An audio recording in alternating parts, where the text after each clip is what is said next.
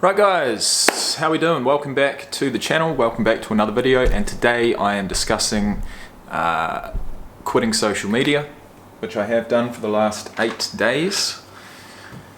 This video is going to be saying 7 days off of social media because it's better for the algorithm. But I've done one better. We're at 8 days, and I've written a few notes. They are in absolutely no particular order, but I will go through them. But first of all, I just wanted to discuss, I don't know, like, I haven't got any notes. Well, I've got notes, I haven't really thought about it before sitting down. And, you know, that's because I haven't really thought about it much since getting rid of it. One thing that I will say is that, actually, you know what? I wrote the notes for a reason. I'm going to go through them, and if anything else comes to mind, I'll discuss it. First thing I wrote was that taking out alcohol initially was the catalyst for this. If I hadn't have done that, then I would not have been able to see this problem. Well, I always saw it for what it was when I was sober, but once I'd had a few drinks, that was my immediate action, would be to go to my phone and to start scrolling. And only whilst I was drinking could I actually enjoy it and look at it non-judgmentally and actually take from it, the funny parts and the interesting parts. But as soon as I took that alcohol out the next day, and I went to go and do the same thing because it was an addiction, right? I couldn't just look at it whilst drinking.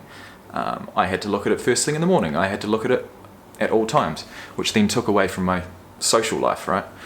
Which fundamentally is the thing that I need and I want to change. But, so I'd go from this really happy, content, alcohol-fueled mood where it was all fine and dandy, to waste all of that time and not socialise with anyone in real life, and it was all good. Then I'd wake up the next morning and I'd kick myself because not only have I drunk last night, but I've also wasted so many hours on social media. And then I'd go to social media that morning because I couldn't help it, because I was addicted and because I was hungover. Everything I looked at would then be the exact opposite. It would affect me negatively. I'd be feeling inferior. I'd be feeling just terrible, just shit. So removing alcohol was the start, and it's made it a lot easier. I don't really have those temptations to look at it because I just wound myself up so tight. And yes, I may bring it back into my life, but for now, with the way that I want my life to move forward, and the way that I want to insert myself back into society and begin to develop new relationships and save old ones that I've let go, no, social media is not the go, not the way. So my first point would be that taking alcohol out has really helped. I still do require a bit of discipline to not look at my phone first thing in the morning. I still do sort of look at my phone quite a lot, but it's not on social media, and it's still getting rid of that addiction to scrolling. Because it got as bad as me going into Facebook, exiting out of Facebook, and then literally I'd forget that I'd been on there. 5 seconds later, I would click on the same thing and I'd be like, oh fuck, I saw that. And I'd be like, how does that happen? You're just unconsciously doing this shit, and it is affecting you in ways that you could never imagine. And so I've still, to have that type of addiction is crazy, right? So that's going to take some time, the actual physical sort of, action. So I still do struggle with that, but in time I think that's going to improve, because over time and over these first 7 days I've had to realize, okay, yeah, I can still scroll things on my phone, but what's actually on there? What is actually on there? And for me, it's been, there's a few apps, maybe a real estate app, there's a flight app, there's photos, of course, there's notes. I've brought up notes. I've started making notes on there. And the one thing that I've brought back in my life, which is a really cool, is music. So, and not just listening to the same songs every single day, like I'm searching for new music, and I've found a few new songs, and so that's good. That is good. Music's something that I enjoy, but I just never found the time. And take out social media, and you've got a bit more time on your hands. So that's been pretty cool, but I do still require a bit of discipline not to look at it first thing in the morning. Like I said, the things that I have still used are Spotify for music and podcasts at times, Google for information, which then does lead me to start scrolling down the news feeds, and I've got to say, no, stop that. That's not what we're here for. But it is very easy to do because Google has an ability to scroll through news, even because I have decided to keep Facebook Messenger. And even Facebook Messenger has stories on it. It's got an option to look at other people's lives. And I'm just like, fuck, man. You can't escape it. You can't escape it unless you're willing to not use a smartphone. And I've considered that. But after careful consideration, I've realized that that is not reasonable. It's not reasonable. So I've just got to work on my discipline. I think out of all of the social media apps that I've deleted or removed from my phone, YouTube was always going to be the tough one. I did attempt to quit social media for 30 days earlier on this channel, and at that time I was still pulled towards YouTube, and I said to myself, right, no, it's okay. I think about a week or two through, I said, nah, I'll bring YouTube back on my phone. I'll still try and be disciplined, but as long as I remove Facebook, Instagram, Twitter, and Snapchat, everything's going to be okay. And it wasn't, because I found myself just completely back on the bandwagon of watching YouTube or scrolling, looking for the perfect video to watch, and it just never comes. And I know what's on there, and I mean, one of the main reasons why I brought it back on my phone way back at the start of the year is because I had this one creator that was prepping for a powerlifting meet, and I desperately wanted to know how they were going to do. And so eventually I did bring it back on my phone, and in the end they injured themselves and they didn't even perform in the meet. And I was like, fuck, man, this guy has no idea who the hell I am, and I've just sacrificed my goal for this random guy who has no idea who the hell I am. So this time I don't really have any creators that are pulling me towards YouTube like that. And the things that I do watch very regularly, including an MMA podcast, including